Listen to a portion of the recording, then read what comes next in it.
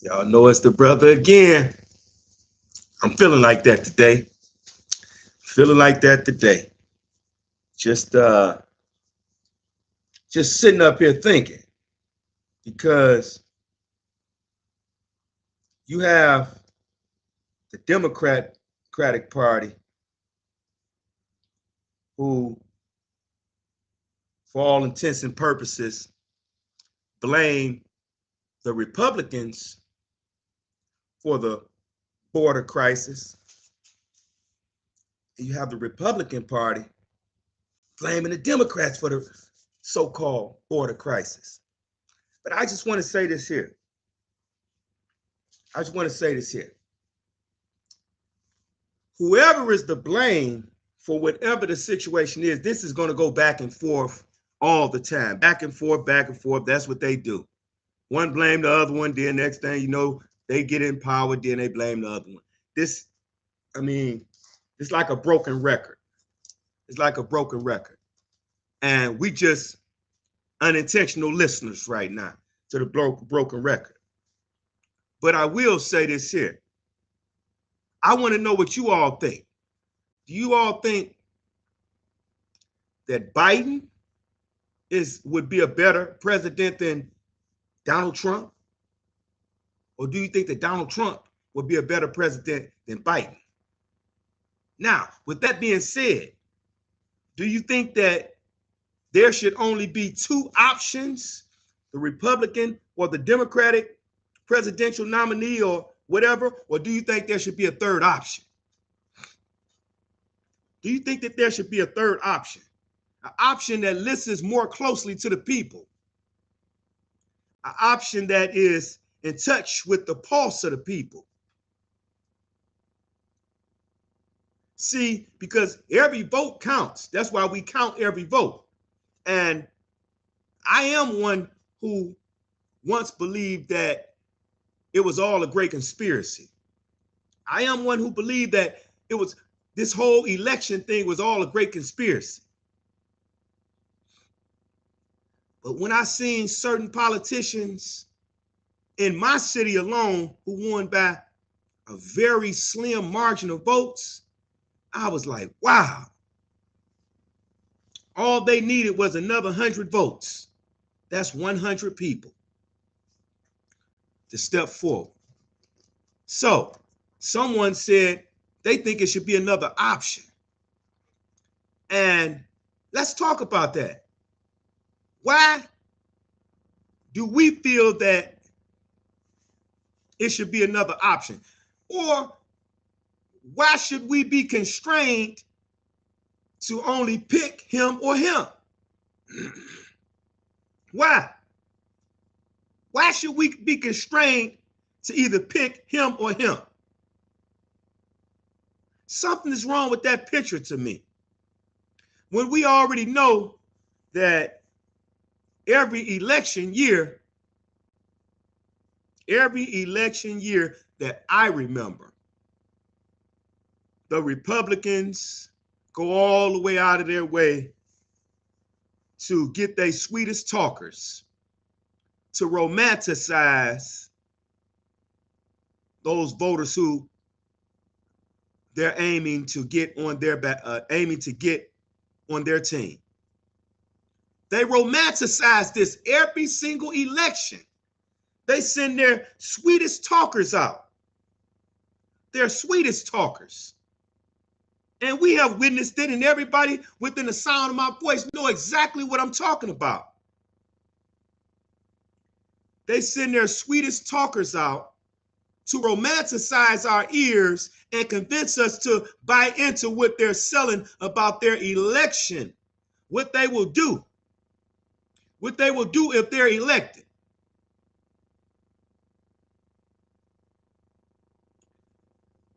They send their smartest people out to tell us what they would do if their party is elected. Now, someone just said that, I think he was referring to the third option, that the third option is not smart enough. I don't know why not. I don't know why not.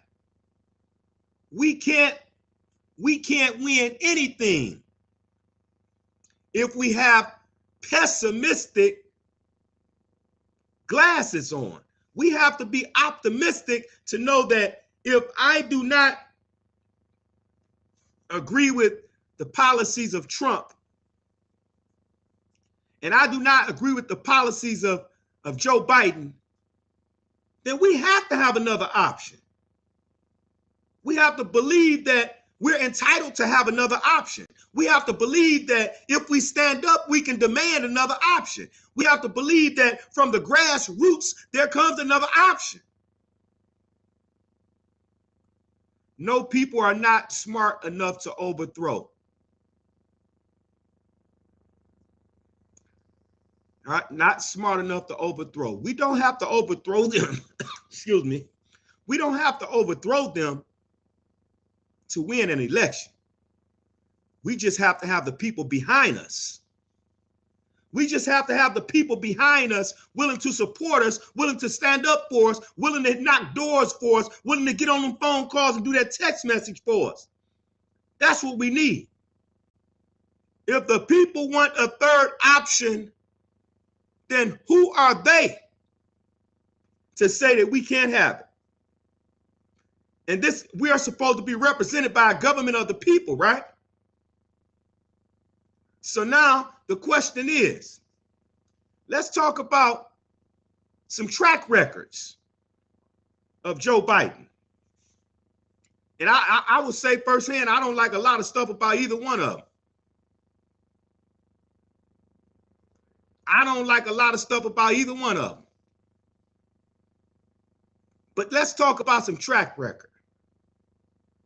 Because you have Joe Biden, the current president, who now masquerades as if he's the answer to all the problems, right? That's what he do, right? He masquerades as if he is the answer to all the problems, right? But yet none of the problems have been solved. None of the problems have been solved, and none of the problems are even close to being solved. But yet he masquerades around as if he is the answer to the problems.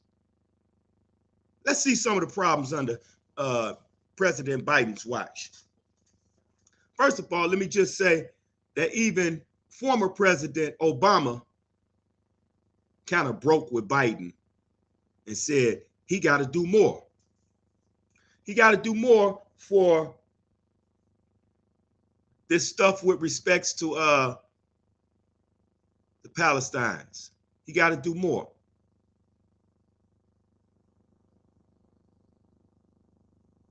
He got to do more.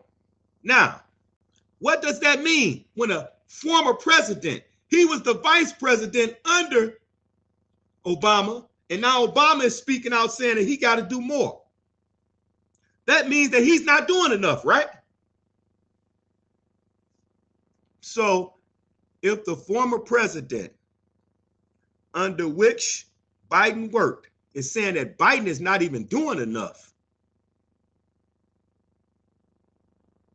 I'm not buying into a narrative. I'm watching the news and I'm living it every single day. I'm around these brothers and sisters every single day.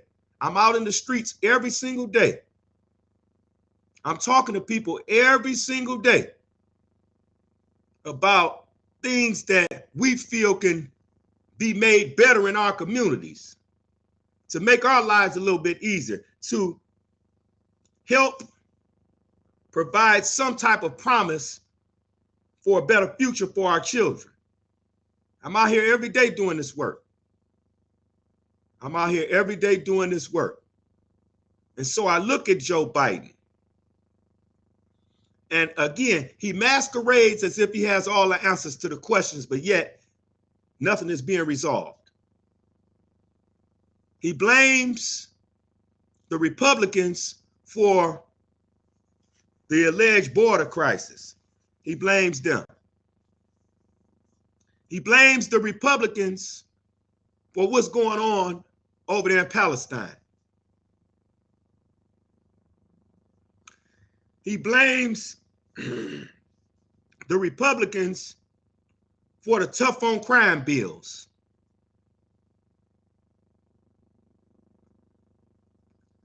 He blames the Republicans. I'm surprised he don't blame the Republicans for everything in existence, any and everything that has happened so far. I'm surprised he hasn't blamed the Republicans for, because it's all a blame game. It's all a blame game. And yet, while they're blaming each other, guess whose lives are being lost? Guess whose wages are being hiked up? Cost of living is being hiked up. Taxes is being hiked up. While they're doing this debate and going back and forth and playing the blame game, we're in the middle. We're in the middle of all this unnecessary drama that they got going, but it's all meant to be the way it is. It's meant to be the way it is.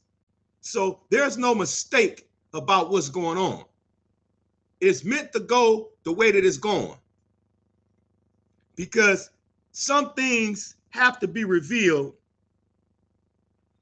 And I think this is like the year of revelation. This is like the year of revelation, because Joe Biden, he can barely walk. Real talk, Joe Biden can barely walk. And I once had a show on my podcast, and it was entitled something along the lines of aging politicians and their politics or philosophies or something like that. And so that's what this draws me to when I think of Joe Biden. Here is a guy who on several occasions have forgotten the message during interviews. He forgot the message during interviews. I mean, this is several occasions that he had forgot things. And let's keep in mind that the teleprompter is right there, but he forgot things. He's aging. And we're not demonizing him or persecuting him for aging, because if we keep living, we're going to age too. But we're not talking about that. We're talking about him as president. You know, somebody just chimed in and said, I asked that y'all share out my feed, please. Thank you. Share out my feed. This is an interesting conversation. And if somebody really want to come on as a guest, I will invite you as a guest, but I'm not inviting just anybody. You know, I'm not going to get into no arguments with nobody, because everybody is entitled to their opinion, whether it's one that I like or one that I dislike. I agree that everyone is entitled to their opinion, and we must respect everyone's opinion, no matter how much we dislike it. But as adults, we must respect everyone's opinion. And so someone just came on my feed and said, the left and right wing is part of the same bird.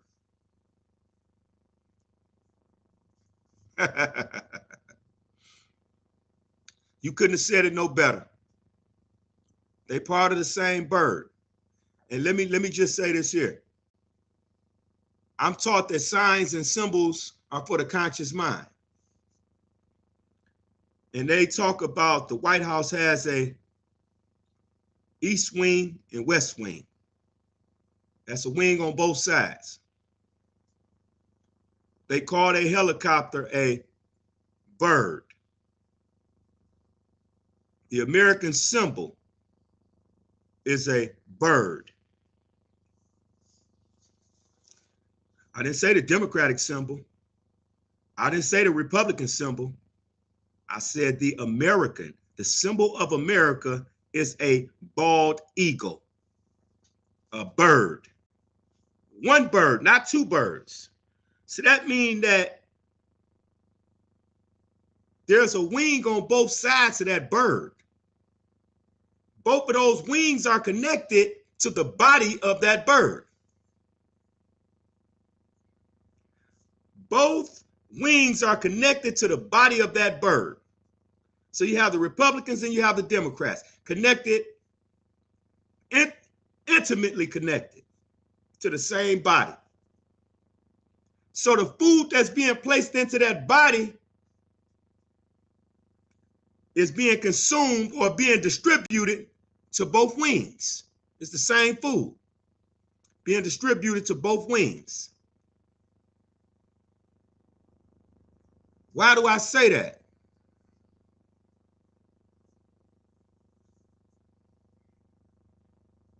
Because you're talking about the left and the right wing. You know how they talk about left-wing conspiracies and right-wing conspiracies? I would say something like this. There are two sides to the same coin. Two sides to the same coin. Come on. They talk about the same nonsense. All they trying to do is beat one another out. The best man who can convince or influence or force or coerce the voters to back into their nonsense, that's who the victor is going to be.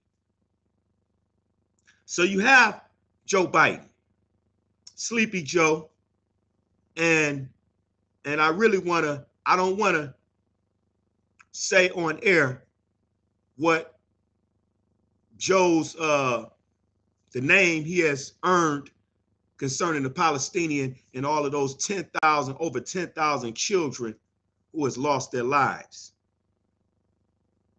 The name that he has earned with respects to that.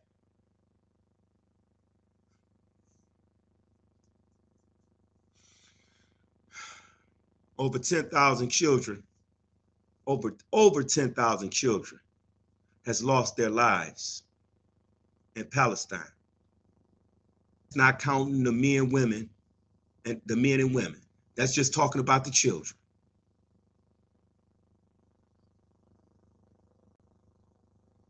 So now, when we talk about Joe Biden and talk about the things that he's done or have not done or talked about doing but never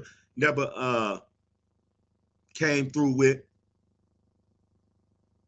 where are the receipts that you did something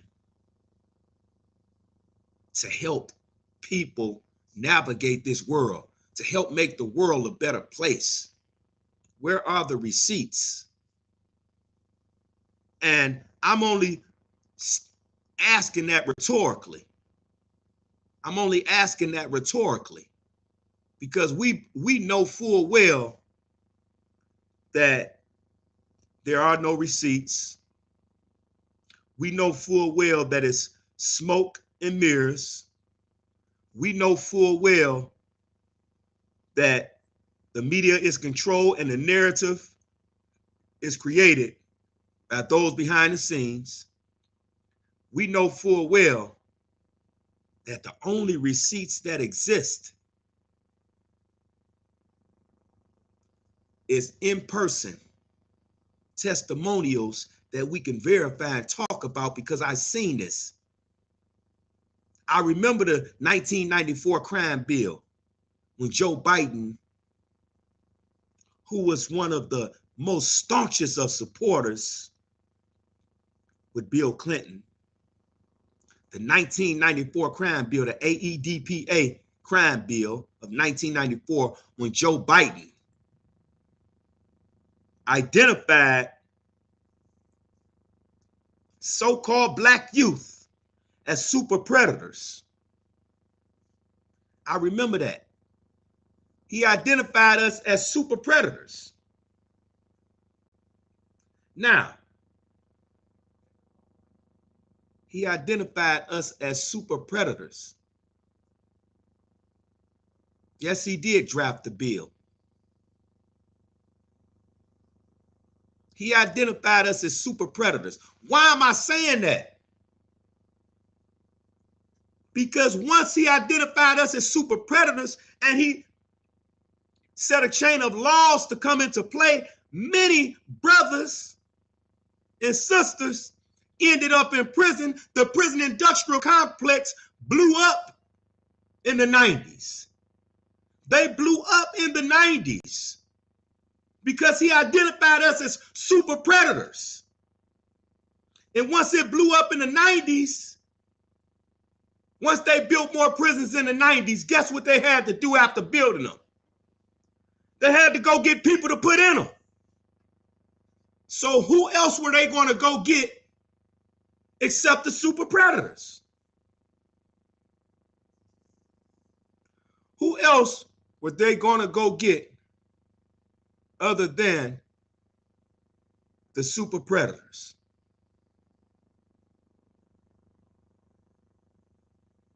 (1994).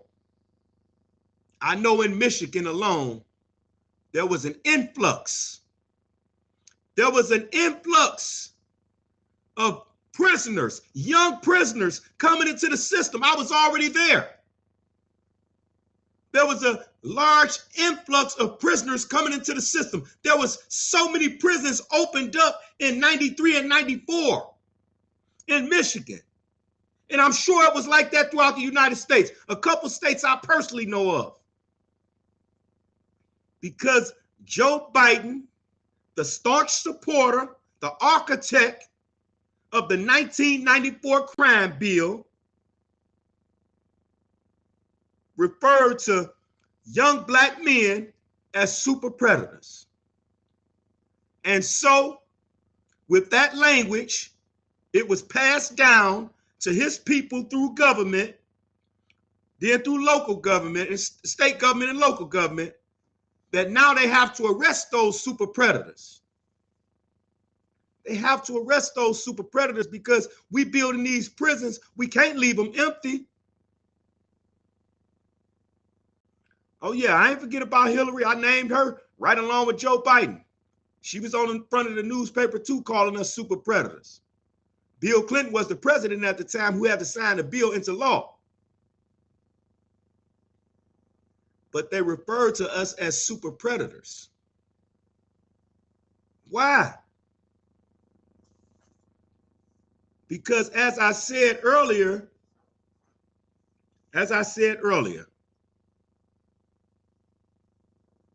Joe Biden, first of all, he comes from a lineage of white supremacists. I mean, that's just the truth. That's just the truth. His lineage is filled with white supremacists. He can't come up to anyone and say, I got a black friend. I grew up with a black friend. I had one black friend live right down the street from me. No. Listen.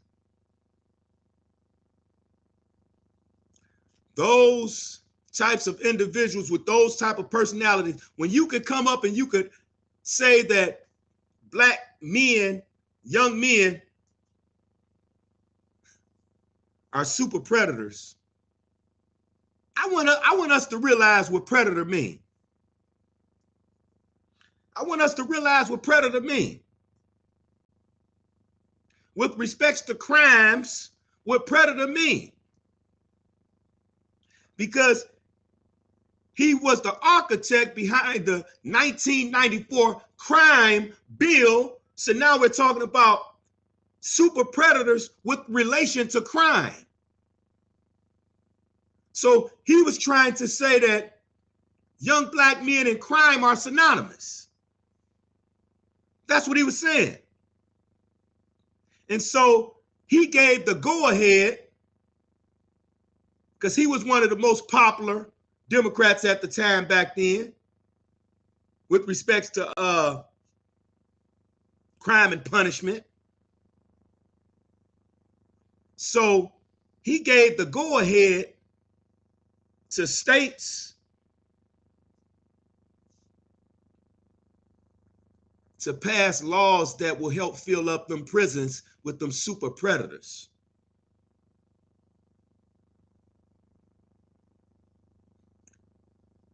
He gave the go-ahead to states to pass laws to house those, to warehouse those super predators. Some young men had just come into the system, had gotten caught with nonviolent crimes. Nonviolent crimes, but yet some of them young men whom I know personally end up spending 10 and 20 years behind prison bars because they were labeled one of those super predators. So do we let Joe off the hook? Do we let Sleepy Joe off the hook because he helped put together a regime that destroyed entire black neighborhoods, entire so-called black neighborhoods? He helped to dismantle it. Why do you think that there are so few, even elementary schools, middle schools, and high schools in minority communities? Because the fathers are in prison or dead. The mothers are strung out. And I'm just being real. For those mothers and fathers that did survive this era of time, man, we give the greatest of honor to them. But so many fell victim to the policies put in place by Joe Biden.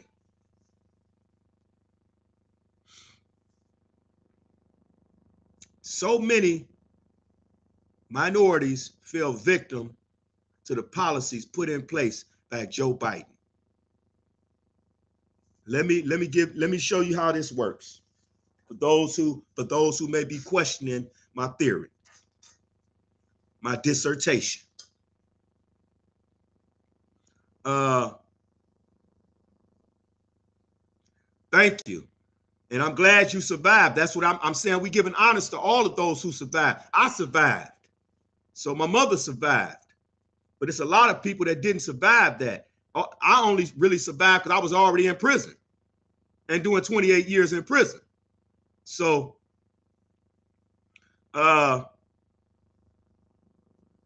now let's talk about how this 1994 crime bill helped to displace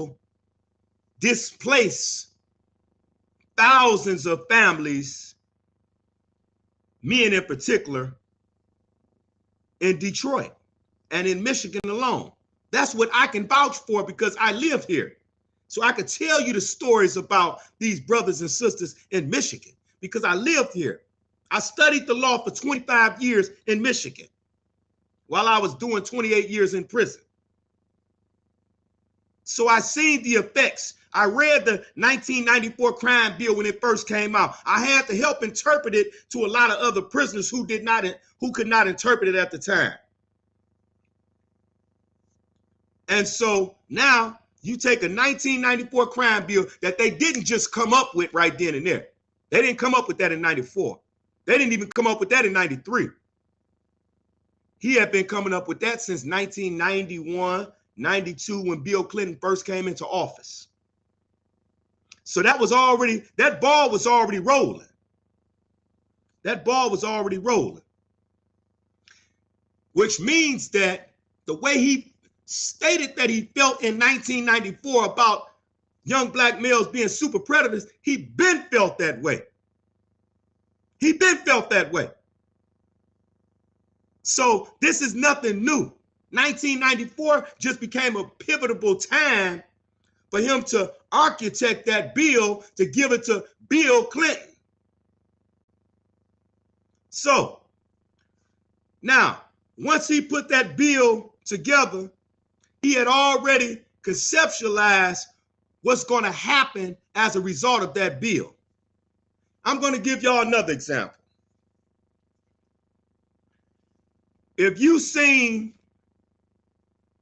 an opportunity to make money, which a lot of us do, you put together a business plan, not in the moment, but you saying by next year, by 2 years from now, I want to do this. And then you start making projections, right? If I do it this way, I project this is going to be the primal result. If I do it this way, I can look forward to that. So you can imagine the ideas going through Sleepy Joe's mind when he thought of us and thinks of us as super predators. He thought to himself, we need more prisons. Man, if we get more prisons, we can get more buyers to privatize prisons. We can get more healthcare services to privatize health services in prison and give them the minimal of treatment. We can sell our prisons, sell our land to outside investors, and we can build prisons in the inner cities like they did in Detroit. They built the prisons, 2 of them, right in the hood. They built 2 prisons right in the hood in Detroit. I'm talking about to where if you go to the railroad tracks, you can literally talk to the people in prison. That's how flamboyant. That's how disrespectful. That's how demonic Biden and his constituents was with the minorities. He put the prison right in their hood. And I've been to both of them. He put the prison right in the hood to where you could talk over the gate to your homeboy that you just left. You doing life. You talking right over the gate to this guy.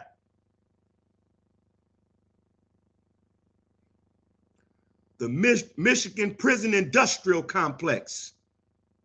Slave plantation. That's what he did. He authorized slave plantations to be built in Michigan, but first he had to make slaves because the Constitution did not remove slavery. So what he did is now he didn't made projections with the passing of a law. He done made projections. But now we need prisons to put the people in. So now we're going to build the prisons. So now we need the people to put in the prison. So now we got to create certain crimes. And then if anybody know in Michigan, and I'm sure it happened in a couple other states, I know in Philly, and I think Philly and Tennessee, places like that, Ohio, 1994 seen new crimes placed on the books. New crimes placed on the books. So what were they doing? They were in think tanks. Joe Biden and his constituents were in think tanks. They was thinking of all the ins and outs. We need they changed y'all remember RICO used to be, when you thought of RICO, that federal charge of RICO, it was always some high class something. Now they lowered it. They lowered the standard for RICO now so they could just lock minorities up because they know that not many minorities was getting the type of money that a lot of that is usually associated with a RICO charge.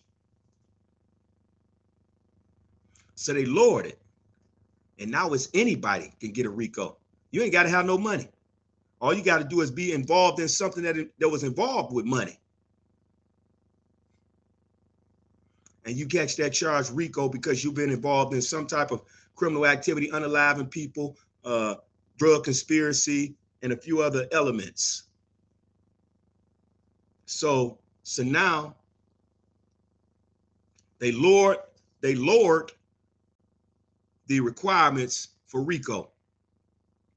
1994, 92, 93, 94. This is what was going on in Detroit. We all know that according to United States law, it says that people who are going to trial shall be, I say guilty until proven innocent, but it's supposed to be you are innocent until proven guilty. And that guilt must be proven beyond a reasonable doubt, right? Beyond a reasonable doubt. In other words, ain't no question you did that. Ain't no question about it. You did that. Well, if they lowered that standard, They don't say that they lowered the standard, but they lowered that standard. Because now it don't have to be an absolute that it was you.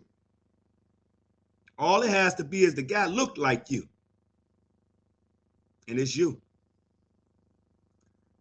Michigan alone has one of the largest number of exonerees over the last 3 years. One of the largest numbers of exonerees over the last 3 years. And many of those guys, think about what I'm saying. Many of those guys came down during the super predator comments of Joe Biden and Hillary Clinton. So, I'm speaking to us who can relate to what I'm talking about. I'm showing you all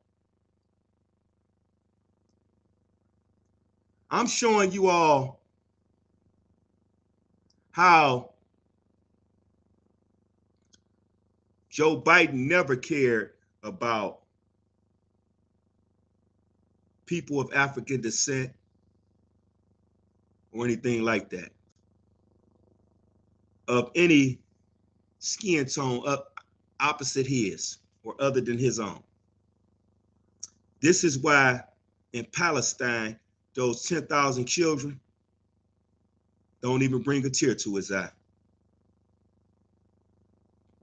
10,000 lives lost, children alone, and it don't even bring a tear to his eye. That's how disconnected he is. Even George Bush, during the World Trade Center situation, when he was on the news, he shedded a tear. But no, not Joe, not Sleepy Joe. Because Joe is the author and creator, one of the architects behind the continuation of what's going on in Palestine. He wants us to believe so much different, that he's doing all that he can. He's doing all that he can, but the Republicans won't let me loose. That's what he wants us to believe. But even his former boss, President Obama,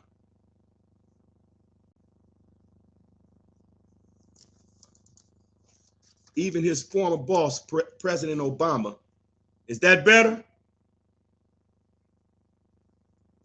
I'm having connection issues, so I'm trying to get this together. Is that connection better?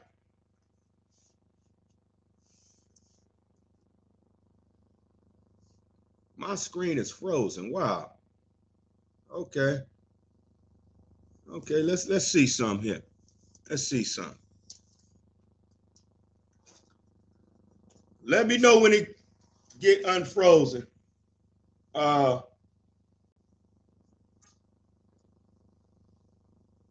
Let's see here. Okay, we're gonna take that out there. How's that? Okay, okay. I gotta fix that. So I know what I'm gonna do. I'm gonna continue this. Is it better now? I'm gonna continue this discussion because I feel that it warrants a conversation. And you know, I'm not a big fan of Joe Biden at all. Never was, even when he was vice president. So this not to say that I agree with anything opposite of Joe Biden. Is the connection better? And all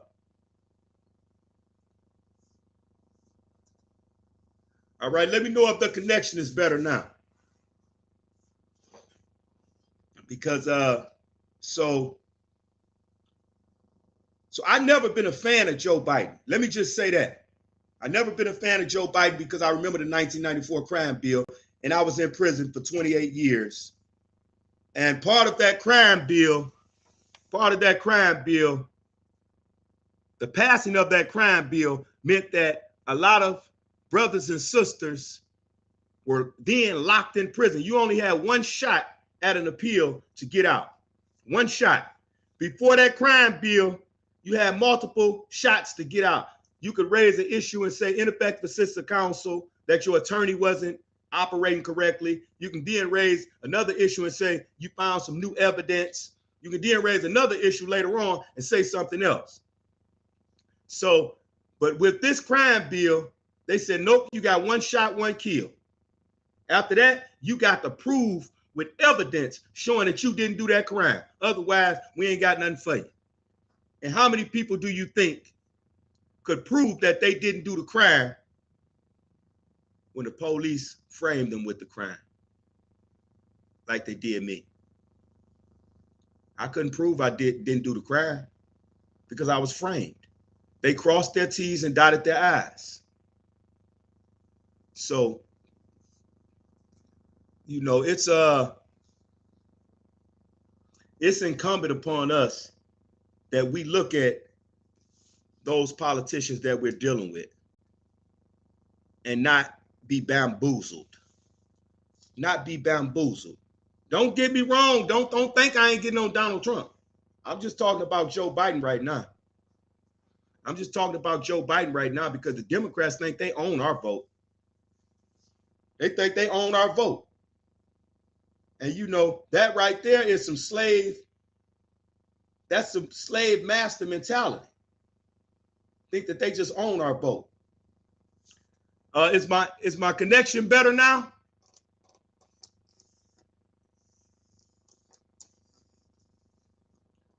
Anybody on this live, let me know if my connection is better.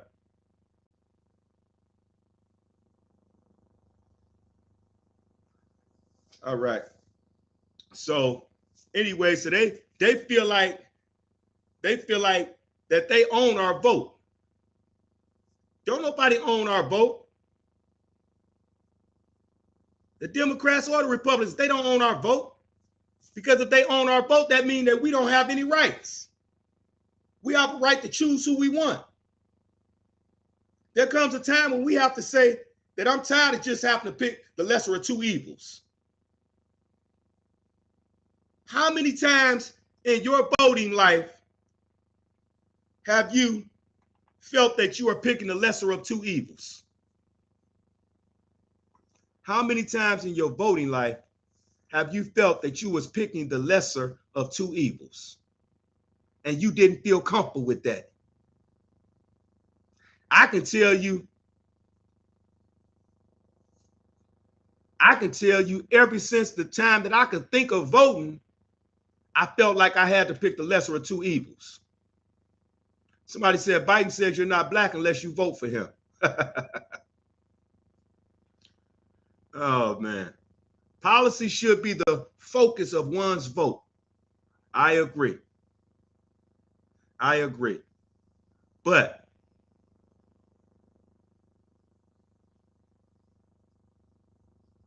said Biden has done a good job as president. Fact is, they're both old. Okay, since you say that, let me get on, as I said, that Biden and the Democrats don't own the minority vote. We own our vote, and sometimes they bamboozle us and manipulate us out of our vote. Sometimes they make promises to us. They might throw a little money at us, and next thing you know, they got our vote. So yes, some of us do sell our souls. I don't, I haven't, but some of us do sell our souls and not even realize it. Say your idols is your idols. Good luck, and don't forget to vote for the lesser of the two. 3. So I guess it's just my opinion that I don't rock with anybody who think that I owe them something. The Democrats come to minorities as if we owe them something. As if we literally owe them something. Man, you just made a point. Say Biden gives money to everyone overseas and no stimulus relief money for American people. Wow. That's a true statement. That's a true statement right there. And that's why I'm on Biden's head the way I'm on his head. Because he has demonized and criminalized minorities, period. If you have dark skin, melanated skin, you are a criminal. He said in 1994 that young black males were super predators. I never forget that. I never forget that. Families were dismantled. Fathers was taken out of homes. Mothers was left single. Children was left fatherless as a result of the 1994 crime bill orchestrated, architect by Joe Biden. That's just the truth. That's just the truth. This is not something I'm making up. You can look it up yourself. My man say, in my opinion, we don't have too much to choose from, but I will vote for the lesser of two evils. Now, True One, with that True Q, say what happened before the 1994 crime bill. No, Joe Biden was not the president in 1994. Bill Clinton became president in 1992. But Joe Biden was the architect behind the 1994 crime bill that is responsible for the mass incarceration in so many states, because it happened as a result of that crime bill. Because once he labeled so-called young black men super predators and they began getting locked up and county jails began getting overfilled, they needed places to put them, all them extra super predators. So they had more prisons built. And because they had so many more prisons built, they needed to fill those prisons up. And so they made up new laws in each state, new laws that will outlaw certain acts now that you will end up going to jail for. So that's how the 1994 crime bill. I'm very familiar with the crime bills in 1986 and 88, brother. I did 28 years in prison. I studied law for 25 of those years. I'm very familiar. But I'm talking about this 1994 crime bill and how people tend to support Biden because they don't know. They don't know. Okay. All right, y'all. You know, I've been on Biden a little bit. I got to get to that other guy, the Orangeman, Tennessee Orangeman. I don't like him either. Donald J. Trump. I don't like him either. Let's go back. Y'all remember the brothers that got caught up in that Central Park situation? No, let's go back further than that, to the 70s. When Donald Trump refused to rent his apartments to black people. He refused to rent his properties to black people. Donald Trump's father is from Ireland. Donald Trump's father was an immigrant. Look it up. Look it up. Tennessee Orangeman, that's right. Look it up. Donald Trump was practicing practicing racist tactics way back in the 70s. This is just as far back as it has been recorded and spoken about. This is just as far back as it has been recorded and spoken about. But I'm pretty sure that certain other things happen behind closed doors that we don't know anything about. So let's talk about it. The Tennessee Orangeman himself, Donald J. Trump, with all of his buildings and hotels, all of his connections to other world leaders, dictators. And then you get the brothers, he got this long history of denying so-called black people housing. He denied this. He got years and years of history of denying so-called black people housing. Only because they were so-called black. Only because, not because they were unable to afford the apartment or whatever the situation was, but because of their skin tone. Donald J. Trump has long been involved in criminal activity with so many fraud cases way back in the 80s. Oh yeah, and his father. So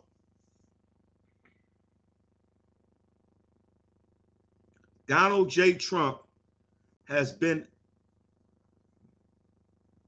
a mobster, a gangster since the 80s. Probably before that, but I'm just saying the 80s.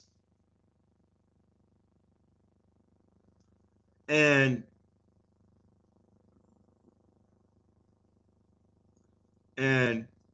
if anybody know about the casino money and how Donald Trump allegedly lost billions like that, well, you know, that's what he said that he lost. That's what he said that he lost. You know, we understand things a little better. We understand things, you know. We know when somebody lost something. We know when somebody lost something, and we understand when people had something. And we know that Donald Trump is backed by some smart people.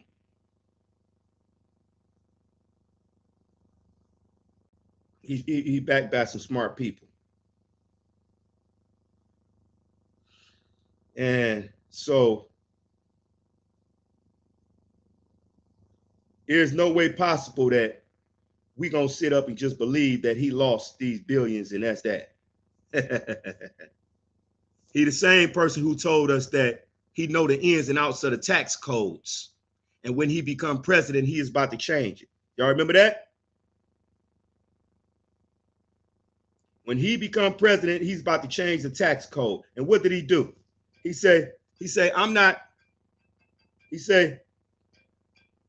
going to allow nobody to get through those tax holes, those loopholes that I got through and made all my money. I'm about to close those loopholes up. That's what he said, didn't he? These ain't my words, these Donald Trump words. He said, if I become president, I am going to close up those loopholes. He said, who better know the loopholes than me? I have been the beneficiary of those loopholes for my entire business life. That's what he said, right? So now, when he became president, he closed those loopholes so only the rich can be the beneficiaries. Only the rich who are on his level can be the beneficiaries. So this is another gangster move. Then you take the Central Park, the brothers from the Central Park situation, to where Donald Trump pushed for them to be convicted and sent to death and all this other stuff. When they got out and they were exonerated, he refused to even apologize. And he was running for president at the time. He refused to even apologize because he took a stance on crime that was supposed to be just like Nixon. Actually, his whole presidential persona emulates that of Richard Nixon. The tough on crime and everything, Richard Nixon.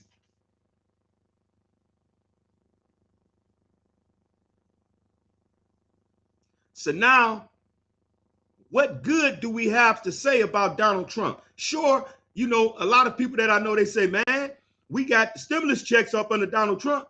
Yeah, okay.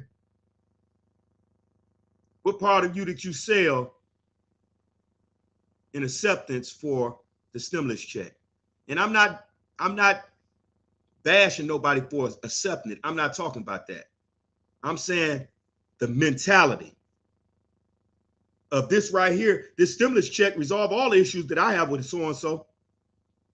Because you have a lot of people who felt like the stimulus checks made him a better person to them. Humanized him to them. Them stimulus checks didn't do nothing. And how I felt about them, I appreciate it. I definitely did appreciate it. But I remember what happened with the Central Park Boys.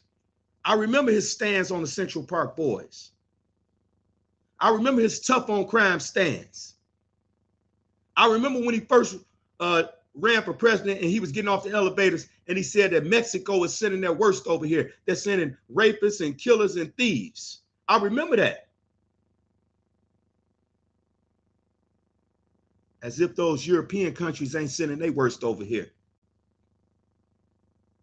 Quiet as kept, your father came over here. Your father came over here from Ireland. Let's remember that. And he engaged in all type of fraudulent behavior that he passed down to you. And you engaged in that same fraudulent behavior that your father engaged in, because the apple doesn't fall far from the tree, especially corrupt apples. They stay real close. Especially when you think that no one else knows and no one else can see you. So now we have this guy who talking about tough on crime. Y'all just heard him recently say about the people who doing the snatch and grab from the stores. Did y'all hear what he said about that?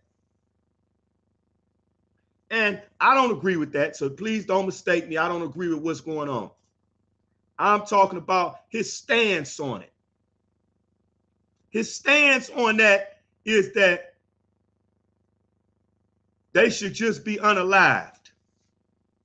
That was Donald Trump's stance on how to curtail the snatch and grabs that's going on at the jewelry store, that those guys should be unalived. Did he say that about the insurrection at the White House, all of those people? Not only did he not say anything about them being unalived, but he told them people that he would pardon them. Come on, man. That he would pardon these people. Steve Bannon. All of these other players that was part of his regime. Somehow he will pardon people. If you go there, I'm going to pardon you. Don't even worry about it. That's gangster, man. That's some gangster type stuff. But that's how Donald Trump made his way into the presidency. By pulling those type of moves. By waving that flag, that white flag. Y'all know that flag I'm talking about that he kept waving to people. Telling the people, and y'all know I ain't talking about the people that look like me. Telling the people to join him. Fight for him. Don't turn your back on him. And I will stand up for y'all. And he did that. He stood up for him. He never once said a bad word about Putin. Name a bad word that he said about Vladimir Putin. Name one bad word. He talk about Joe Biden. Joe Biden's son is a drug addict and all that stuff. Okay. But Joe Biden's son ain't tied into Russia. Your son has business ties to Russia. You have business ties to Russia. That's the conversation. So now we have a person in Joe Biden who's Sleepy Joe, responsible for, I think I could say this word. I'm going to say it anyway. Some people have referred to Joe Biden as Genocide Joe. Genocide Joe. That's crazy.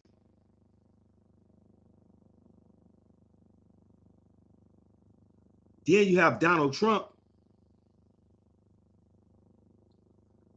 who supports Russia in everything they do. And he has so many ties to Russia. All of this stuff come out. He never want to present his taxes so they could see the linkage between him and Russia and the money. So here we are. Here we are. Here we are sitting up here supporting Donald Trump, who supports our so-called enemy. And when I say our, I'm just figuratively speaking from the American government perspective. He's graciously supporting our enemy and laying a red carpet out for them. Somebody say his taxes came out, no corruption with Russia. You mean no collusion with Russia?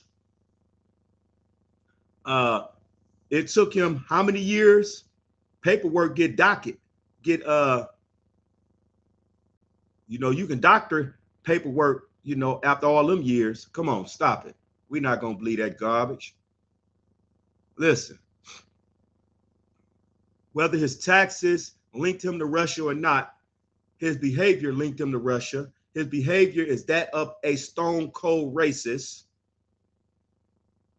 Y'all remember how he talked about he had the black friend. He was that quintessential white guy who had a black friend. The guy that we are taught never to believe because he has one black friend. That was him. So now here we are in another presidential election, and we're dealing with a man who has no respect for women. I mean, no respect for women. For the life of me, I can't understand how women could just discard the fact that Donald Trump clearly stated that he will grab women by their crotch area. And when you got money, you can get away with it like that. For the life of me, I can't understand how women can even come to his aid when clearly many women have came out against him and said that he engaged in sexual assault of them.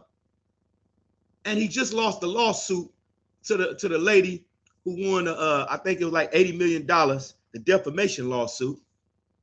And then we seen what he did to Megyn Kelly right there on a platform. Listen, he said that she was bleeding from somewhere and all this and that. And then did you see what happened afterwards? He turned around and Steve Bannon became his media guy, and he said that Megyn Kelly was a lightweight. So they set out to get rid of Megyn Kelly. Megyn Kelly reported the situation to Roger Ailes, who owns Fox. Roger Ailes go to Trump and say, hey, come on, man. Trump say, man, if you want your channel to stay on TV, you better come on. And what did Roger Ailes do? He apologized to Trump. And Megyn Kelly left Fox.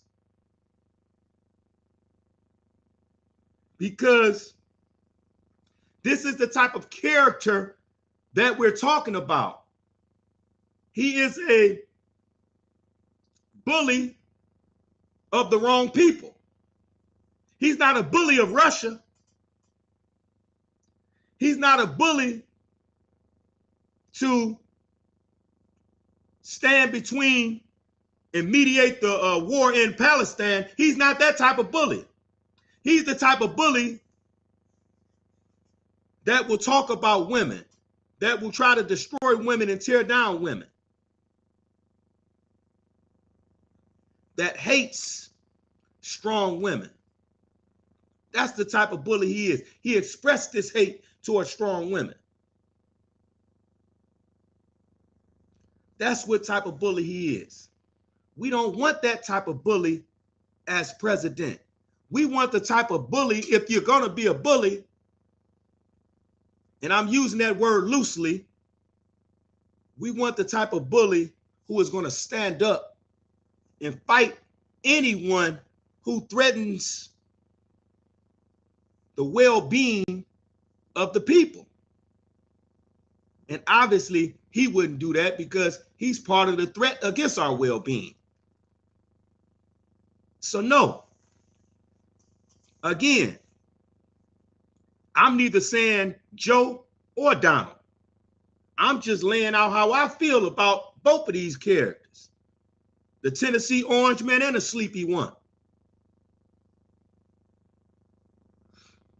The Tennessee Orange Man and the Sleepy One, excuse me. So listen. So now we have Donald Trump, who's, you know, what he's about to make at the center of his campaign. What his issue gonna be at the center of his campaign? How he could stoke the fears of the people. He gonna talk about this border crisis and how if people would have just listened to him, this wouldn't be happening. And that if elected president, he's about to build up another wall, a higher wall, a taller wall. So now he want to make Joe Biden look like Joe Biden is soft on this border situation, and he is the answer to the border crisis. That's going to be the crux of his campaign right now. That he is the answer to the border crisis. Why? Because he brought it up during his previous election, his campaigning. Talked about the border and building the wall. That's what he talked about then. So you can believe that with the way that the border crisis is developing right now, it's ripe for some Superman to swoop down and say what he's going to do. It's ripe for that right now. And he's about to come sink all teeth. I don't know if his teeth is false or not, but he's about to sink all teeth into that issue of the border crisis.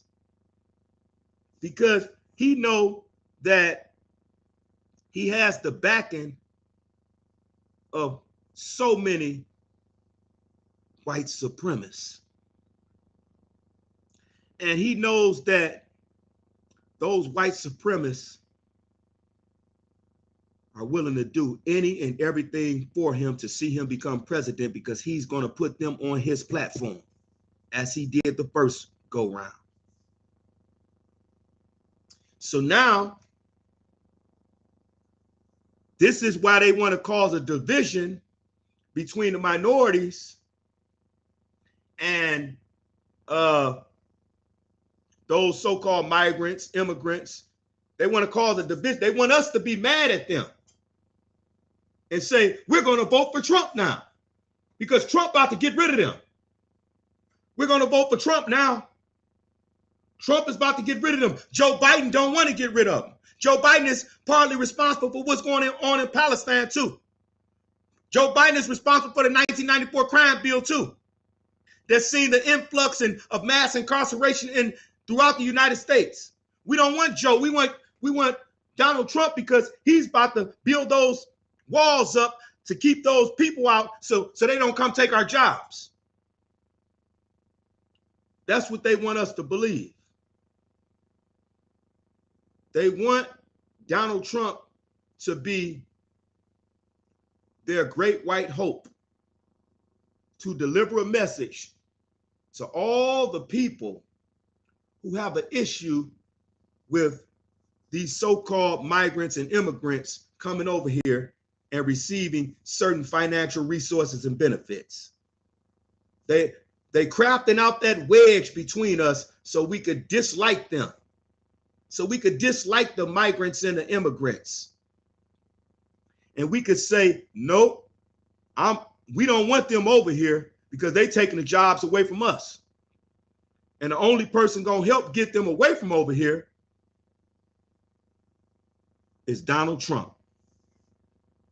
That's who we're gonna vote for. That's the that's the Republican strategy. That's part of their strategy to get the minority vote and to get those votes who are of people who are on the fence. That's part of their strategy, is to use the so-called border crisis. But man, we not done. We see this stuff. We see this stuff.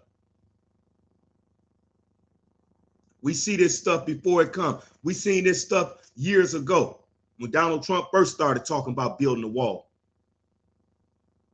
Let's not forget that Donald Trump said that he could stand in the middle of Times Square and shoot somebody and get away with it. Figuratively speaking, ain't that what he been doing? Right now, they just said, the court just said that Donald Trump, they just ruled that Donald Trump is not immune to those lawsuits. See, because they feel like they're above the law. That's the problem. They feel like they're above the law. So if they're above the law, somebody got to be beneath the law. So they try to bury us beneath the rubble. And that's why Joe Biden don't shed no tears for those children that still lying lifeless under the rubble in Palestine. That's why Donald J. Trump has no problem with supporting, advocating, and promoting the KKK, whom he know has inflicted some of the most atrocious of crimes against minorities in American history. And I say that because the slaveholders and slave masters were part of that same clan. But this is who Donald Trump supports. First of all, ma'am, I'm not here to bash Donald Trump. You missed the first half. I bashed Joe Biden too. Bashed him very well. I bashed Joe Biden very well. I don't like Joe Biden. So don't think that because I'm bashing Donald Trump that I like Joe Biden, because I don't like him at all. So I don't like neither one of them. And that's why the title of this show is Biden, Trump, or Third Option. Because for far too long, we've been taught that it's either him or him. That's it. It's either him or him. We haven't even been taught that it's either him or her. That ain't even in our vocabulary, him or her. Him or her. I agree with all of that. Because I feel like, as somebody said earlier, the left and the right wing are wings of the same bird. They sides of the same coin. Come on. So now I'm talking about how do we deal with this? How do we deal? You can't just vote out all Democrats because now you got all Republicans and they just as corrupt. Both of them are corrupt. We see this because they don't. And when I say corrupt, I mean this right here. When you tell some people that you're going to represent them in Congress, etc., and they help you get in that seat, and then you turn your back on them people, that's corruption. So both parties do the exact same thing because they are wings of the same bird. They eating the same food. In the body of the bird, you got the left wing and the right wing. That's what they doing. So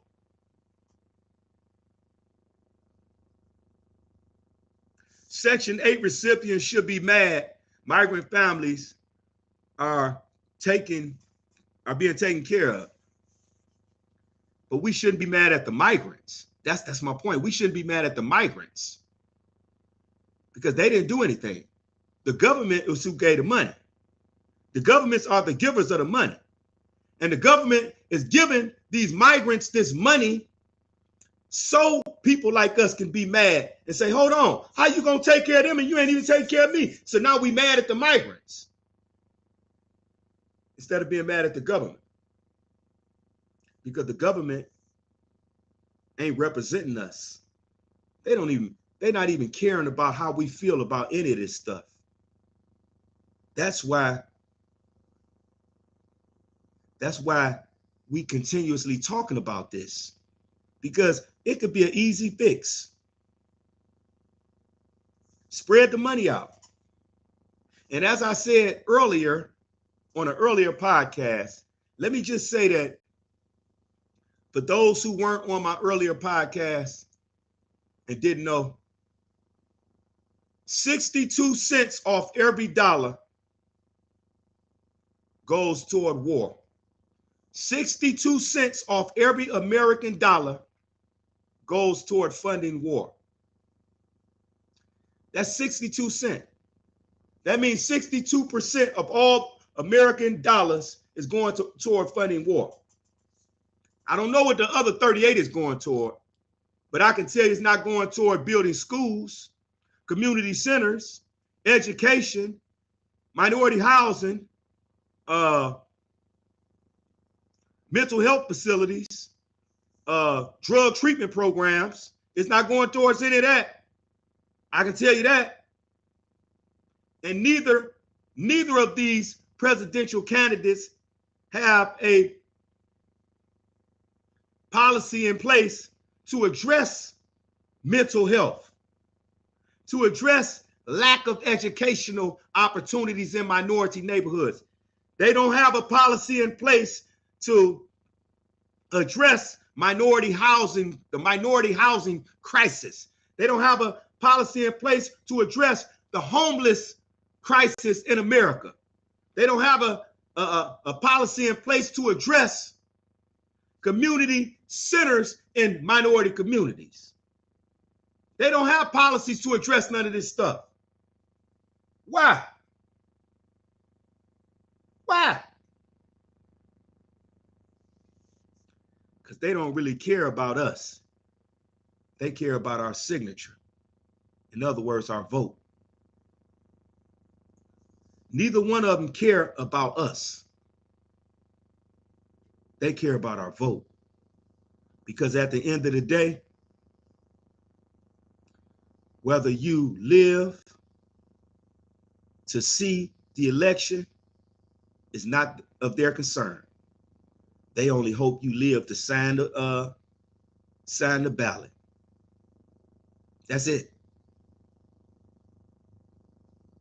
And if you don't live to sign the ballot, we know what they do then too. It has been stated on many occasions that a lot of signatures are from people who are unalive.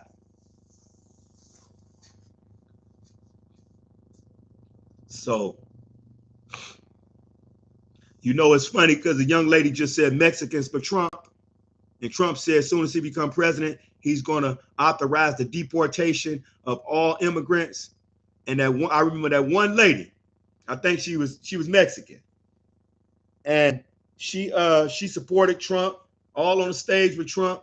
As soon as he became president, he deported her husband. That kind of reminded me of the story of the snake. The lady was riding up the road, and she seen something wiggling around on the ground like it was hurt.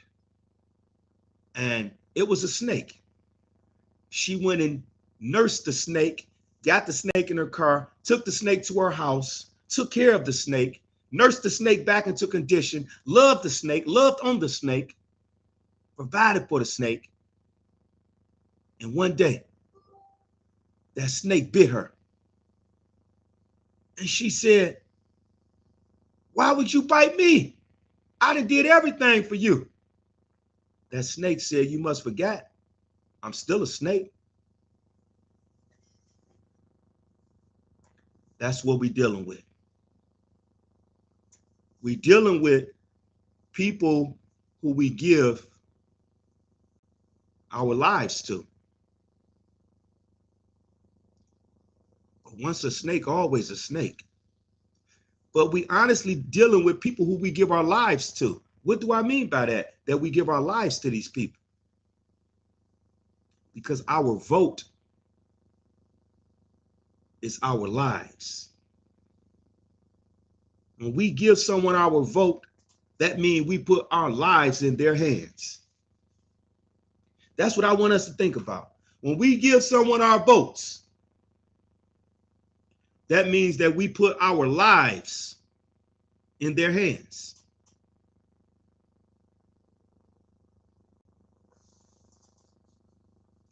Put our lives in their hands.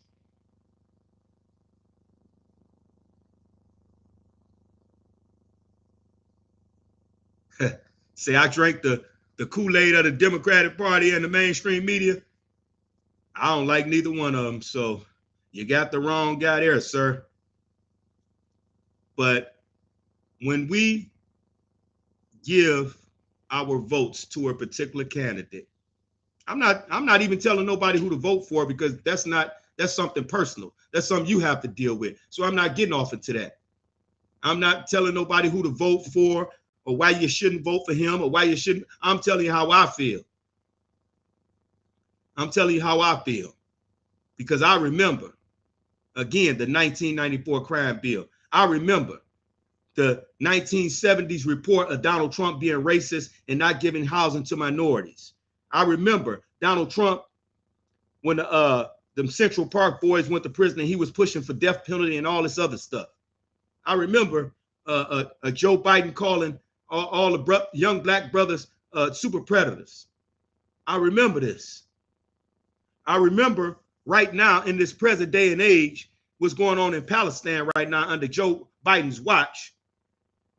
And he's sitting back, haven't shedded one tear, haven't thought about anything on the news as far as we know. And it's lying. And Joe Biden is sitting back, letting this stuff take place. But yet we're supposed to be the superpower of the world. Right. And he wants us to buy into his nonsense. Oh, Sleepy Joe. We not buying into that garbage. You've been on garbage since day one. You was on garbage behind Barack Obama. You on garbage as president, and you will be garbage as another president if you won the presidency then. Simple. You're too old. First of all, you might not even make it to the podium. And I'm not wishing bad upon anyone, but I'm talking about the man walks like what they call it, a sloth. He's tripping over everything that ain't even there.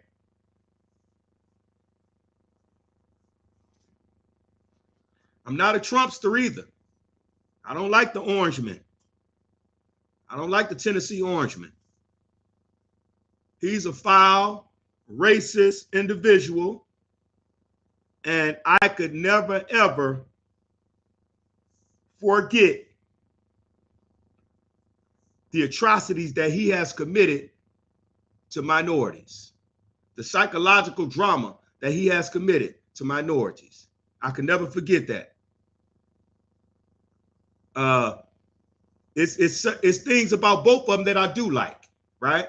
So don't get me wrong. I'm not saying I don't like nothing about either one of them, because it's things about both of them that I do like. I love the fact that Donald Trump gonna tell you who he is, and that's gonna be that. You either gonna accept it or you ain't. I love that about him. And if he say he gonna do something with respect to usually it's something criminal, but he said if he say he gonna do it, he's gonna do it. If he say he gonna make sure that you don't get here or there, you ain't gonna get here or there. Joe Biden, he don't. It's like in the NBA when they talked about Michael Jordan, and they say Michael Jordan, when he smelled blood, he attacked. You know, he just don't give up. And certain brothers today would never be on his level because they don't have that iller instinct that Michael Jordan had. In this case, Donald Trump got a iller instinct, whereas Joe Biden don't. Joe Biden too scared his teeth gonna fall out of his mouth if he sink his teeth into a certain campaign or certain issue. He think his teeth gonna fall out his mouth. Donald Trump, he'll sink his teeth into something and he will bullheadedly go at it by himself to try to see it through. Of course, when it doesn't go all the way through, he gonna blame somebody else for the failure, but nonetheless, he will go at it. I'm not trying to convince anybody to go Trump or Biden. I'm not. Believe me, I'm not. And actually, you're sitting here listening to me vent, listening to me share some things that has been on my mind for a long time. I do this periodically. I invite people into my mind, and I like to know what other people think.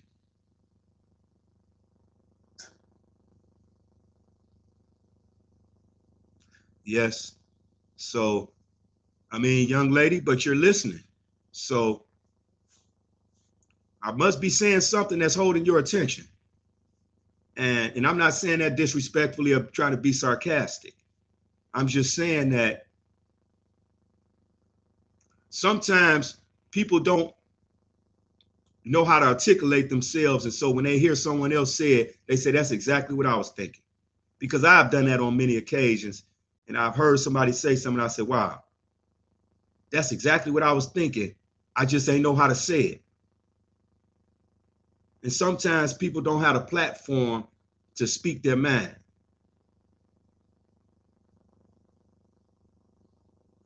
I'm talking about where I live and what's going on here. Politics is what's going on here. That's why I'm talking about politics. And so this is an election year.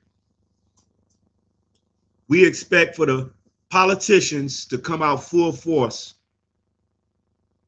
to come try to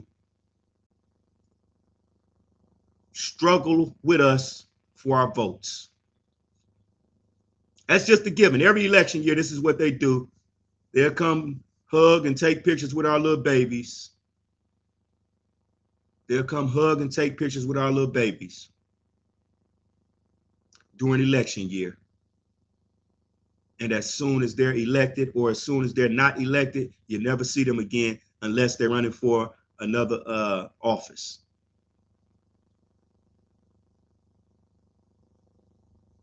In the Electoral College, remove straight ballot voting from the ticket.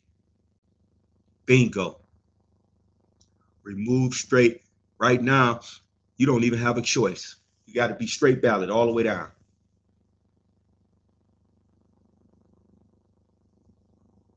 We don't want that.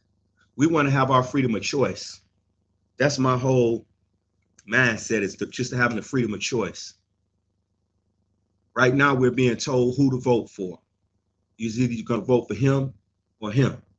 And again, I want to plant this seed in you all's mind. We say him or him. It's never him or her. Even when Hillary Clinton was running for president, we still didn't honorarily say him or her.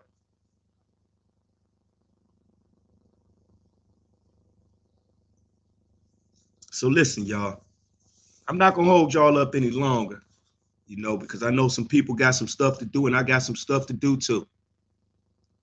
But I'm happy that someone was listening and that people commented and interacted with me, because I truthfully respect everybody's opinion, even if it's opposite of mine, because every opinion matters. Even if I don't agree, it still matters.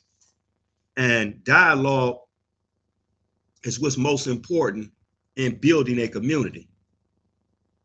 Dialogue. Because if Joe Biden knew how to engage in a dialogue in Palestine, maybe it wouldn't be over 10,000 children, lives lost, and still losing their lives today.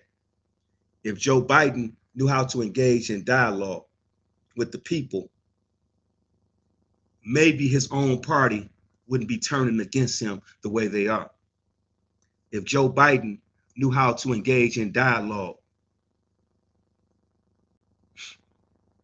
with border control and those people who govern the borders, maybe it wouldn't be such an influx and out of control situation going on.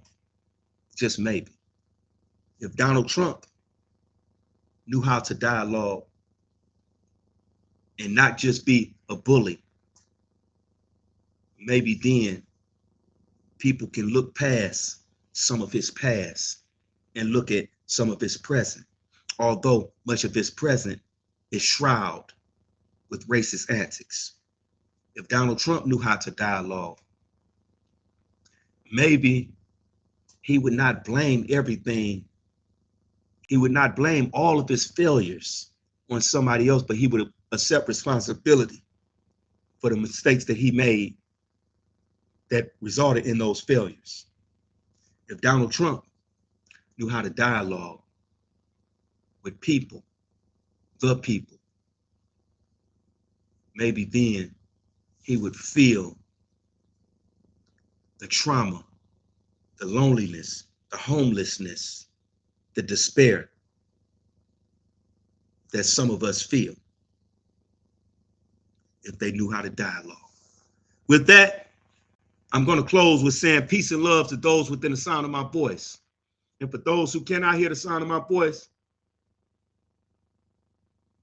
I ask that you pass along the message, because someone needs to be inspired.